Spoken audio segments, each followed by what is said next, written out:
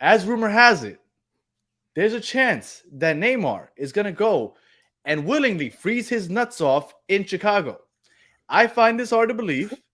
And I mean, I was talking to Fabian about it a little bit right before we got started. But before, actually, let me start with Dion. Because Dion, do you believe that there is any chance that Neymar ends up in Chicago? No, absolutely not. It's all about getting that little bit of money. If they got the discovery rights of him, it's all about them making a little bit of cash off of this. There ain't no way he's going to Chicago. Not.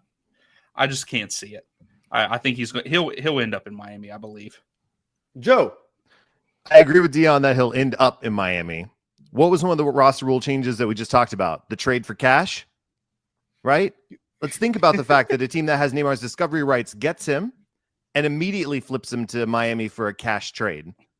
I don't think some of these MLS teams are idiots, right? They want to maximize the benefits, and some of these roster rule benefits are definitely going to help Miami the most immediately. But I mean, let's look at it this way. I agree. Neymar to Chicago seems ridiculous unless Chicago's trying to get some cash out of it.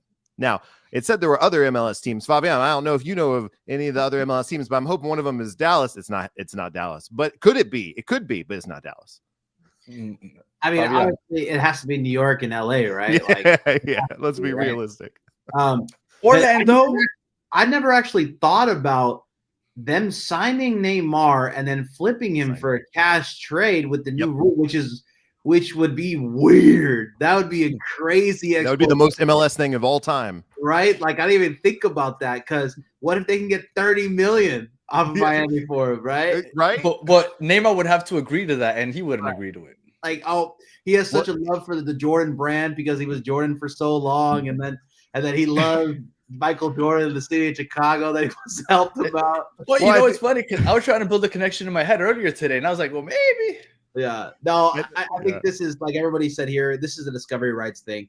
I think they have to go out and say, we want Neymar so that they get a little bit of GAM from Miami. But Miami's like, hey, you can take Julian Gressel for him. We won't even want to give you any GAM for him.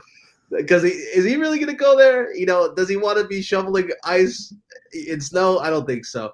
But that's the rumor. That's what everybody's thinking. There's no way Chicago is putting a formal, they probably put a formal one, but like a serious offer for Neymar and packaged together. Like they're not making presentations and bringing Neymar to Chi-Town, giving him deep dish pizza. I don't think so. Get Greg Berhalter out there. We're changing the way Chicago fans feel about soccer. Step one, we get Neymar. He's got a 12-deck presentation. He's ready.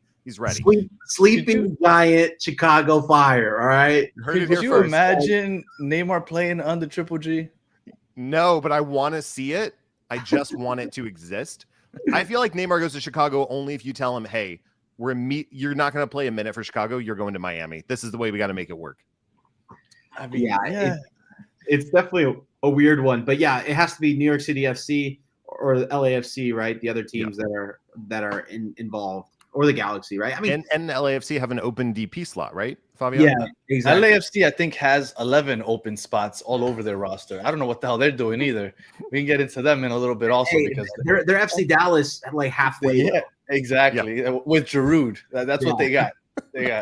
I have heard down here that Mas does want Neymar, and he feels pretty confident that he can get him here. So, but let me tell you this: I don't think Apple allows Neymar to go to Chicago. I think this is something where business trumps the integrity of the league and trumps whatever little game playoff system we're playing here. Because if Neymar makes $40 million a year, let's say for Miami, imagine how much does an Apple iPhone commercial cost? Maybe like $20 to $40 million, right?